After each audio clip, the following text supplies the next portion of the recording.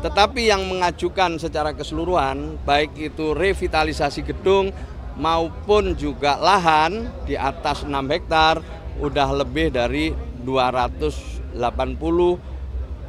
kabupaten kota dan provinsi yang mengajukan. Cek ya. Ya. Gus, gimana Gus tadi di dalam silaturahmi? Ya silaturahmi ya seru ya, akrab, hangat ya. Semua bisa bersalaman satu dengan lain, saling ngobrol.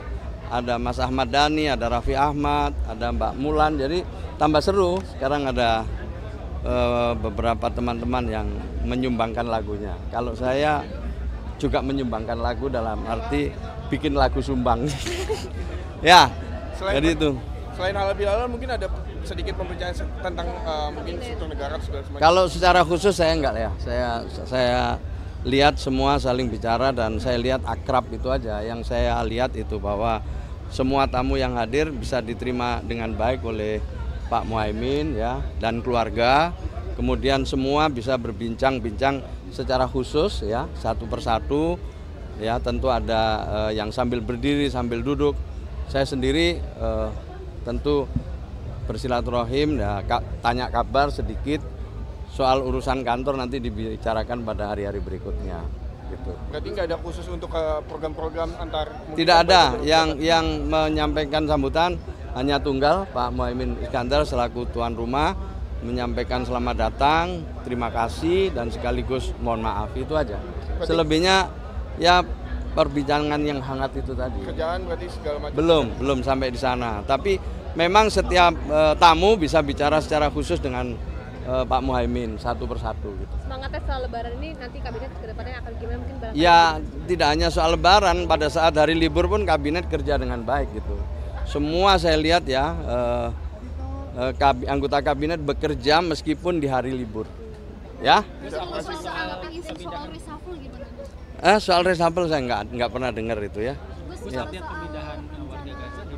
Ya kalau itu belum ada, cuman kita tentu siap-siap ya, diajak oleh Mensesnek untuk siap-siap, siapa tahu nanti ada arahan dari Presiden, itu aja. Nah tentu Kementerian Sosial punya beberapa fasilitas ya, kalau toh itu misalnya nanti ada arahan yang bisa digunakan untuk evakuasi warga Gaza. Itu pun semua amat tergantung pada arahan Presiden. Untuk kotanya katanya udah disiapkan, Mas? Maksudnya? Kota yang akan dituju. Ya salah satunya, bukan di sana, salah satunya yang kita persiapkan itu di Pangkal Pinang. Terus soal rencana pemberian pahlawan nasional kepada Pak Oh, pahlawan nasional. Ya nanti kita sedang proses, tentu awalnya adalah masukan dari gubernur. Gubernur mendapatkan masukan dari bupati, wali kota, yang sebelumnya bupati wali kota itu adalah masukan dari masyarakat lewat seminar dan lain sebagainya.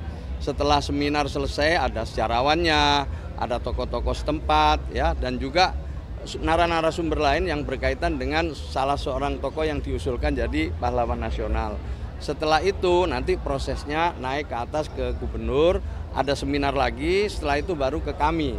Nah di Kementerian Sosial nanti lewat Dirjen Pemberdayaan Sosial kita membuat tim, yang timnya juga terdiri dari berbagai pihak, ada akademisi, ada sejarawan, ada tokoh-tokoh agama, ada tokoh-tokoh masyarakat, membahas usulan-usulan dari gubernur-gubernur dari berbagai gubernur seluruh Indonesia. Nah setelah itu nanti kita matangkan, saya akan mendiskusikan, memfinalisasi, kami tanda tangani, langsung kita kirim ke Dewan Gelar.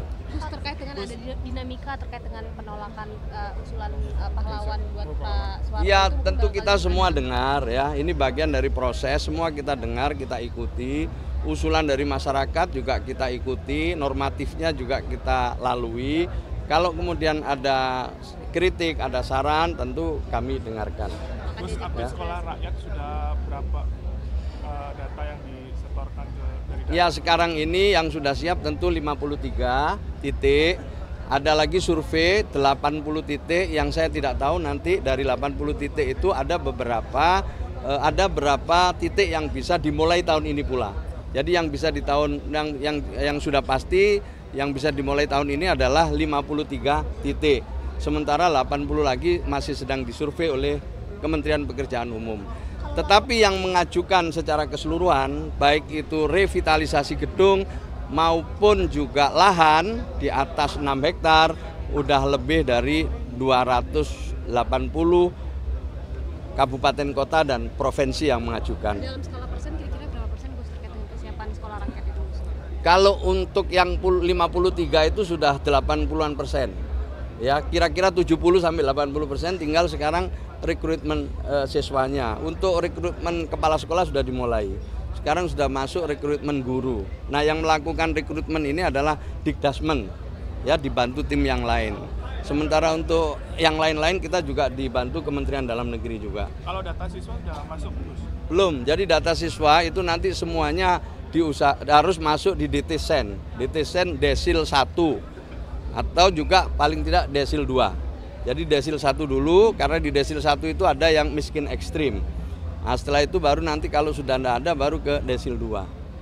Jadi gitu ya, jadi harus masuk data dulu. Setelah itu diseleksi administrasi, diseleksi kesehatannya, lalu nanti ada wawancara dengan orang tua. Nah, setelah itu difinalkan dengan bupati wali kota setempat. Berarti Ya. daerah mana yang siap final untuk Ya belum untuk sekarang untuk ini udah, tapi udah ada 53 itu yang mengusulkan kepala sekolah beberapa kabupaten kota. Yang melapor ke Des Komunikasi yang di Kalibata itu Sudah ada hampir 200 ya. Nanti Senin Selasa diteruskan, terakhir Selasa. Jadi kita sudah dengan DES itu kita sudah lebih detail lagi, sudah lebih rinci dengan kabupaten kota dan provinsi. Mudah-mudahan ya, mudah-mudahan tidak ada masalah. Juli nanti kita paling nggak bisa kita mulailah mungkin masa orientasi dulu gitu. Karena ini latar belakangnya, kemampuannya juga masih berbeda-beda. Gus, 53 titik itu di daerah mana aja Gus secara spesifik? Ya, ya hampir di semua daerah, tapi terutama ya di Jawa, kemudian juga di Sulawesi Selatan ada, di Sulawesi, di Sumatera Selatan juga ada, di beberapa titik luar Jawa ada. Ya, tapi Jawa Barat, Jawa Timur dan Jawa Tengah juga ada, gitu, Banten juga ada. Jadi semuanya sedang diverifikasi, ya. Oke. Selesai ya, jelas ya. Jelas ya, makasih. Saya kira ini Caimin mengatakan kita akan kalau kemarin itu di bulan Ramadan itu yang kita perbaiki hubungan kita dengan Allah, disambung. Nah, sekarang disambung antara kita dengan kita manusia, silaturahim. Nah, ini orang Indonesia paling pintar. Tidak ada di negara lain yang bisa membuat satu cara bersilaturahim yang efektif. 2, 1 halal bihalal. Itu nggak ada di negara lain. Itu untuk bersilaturahim. 2, mudik. Mudik itu kan silaturahim. Nggak ada di negara lain. Itu cara kita membangun hubungan silaturahim itu. Dan itu terus harus dibangun karena silaturahim itu kan menyambung kembali tali sesama saudara. Saudara seagama, saudara sebangsa, dan saudara sesama manusia itu. Rahim itu satu rahim. Ya, rahim ibu. Jadi semua kita ini dianggap satu rahim ibu. Baik sebagai sesama muslim, ukhuwah Islamiyah, sebagai bangsa, ukhuwah wataniyah, baik sebagai manusia.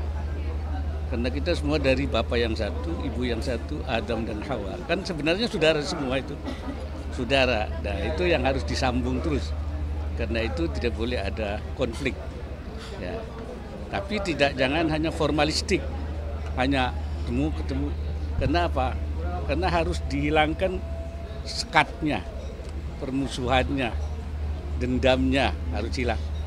Dari mana itu? Hatinya. Jadi yang harus diperbaiki dalam silaturahim itu membersihkan kembali hatinya.